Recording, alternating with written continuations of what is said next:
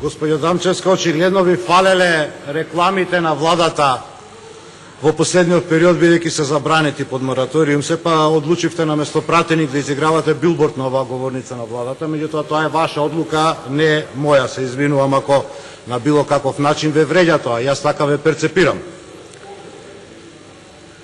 Да сум на ваше место би се пожалил во штабот. Ви дале погрешно ливче за дискусија. Денес разговараме за буџетот на Република Македонија за 2016. Интерпелацијата за Никола Тодоров ќе разговараме во текот на овој месец.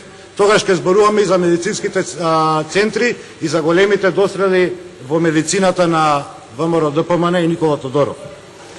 Ако ви е толку добра општината како што ја фалите, господја Дамчевска, зашо бе вашиот градоначалник живее на Водно, а не во општината? И дечкото мисли ербаб дека е, па становите си ги купуе на име на шурата, да не се сетат власите, демек нема да дознаеме. И си живее на Водно во стан на шурата. Сакате да зборуваме за здравството? Ке зборуваме за здравството. Секоја Божја година, совршено, секоја Божја година, едните исти работи ги повторувате, едните исти медицински центри почнувате да ги градите.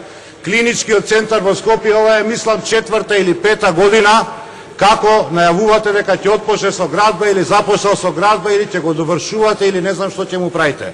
За болниците во Прилеп, во Тетово, во Битола, во Охрид, ќе ви кажат граѓаните, ако се осмелите да излезете од граѓаните, пред граѓаните без партиското обкружување. Отидете еднашка да ги користите бенефициите на совршениот здравствен систем во Република Македонија без претходно да се јавите на Никола Тодоров да ви закаже преглед без да чекате ред. Користете ги услугите на јавното здравство како што ги користат граѓаните на Република Македонија, не одете по скапите приватни болници. И на крај, какво ни е здравството? Нели ви е срам да зборувате? Ја гледам онаа несреќа од премиер во заменување како злоупотребува маки на нашите граѓани. Вчера им ветува на луѓе лекови за рак, за метастаза.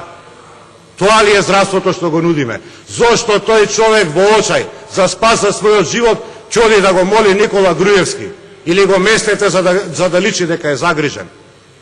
И кога спомнувате вакви или онакви бројки, спомнете дека еднашка како власт ги преземавте долговите на болниците. Колка ви се долговите на болниците и на Фондот за здравствено осигурување? И уште еден податок, ако вие не го знаете, ќе ви помогнеме. Доаѓа време. Колку тоа мечки или како мечки се уште спијат во пештери и чекаат да дојдат на ред нивните милионски тендери во здравството?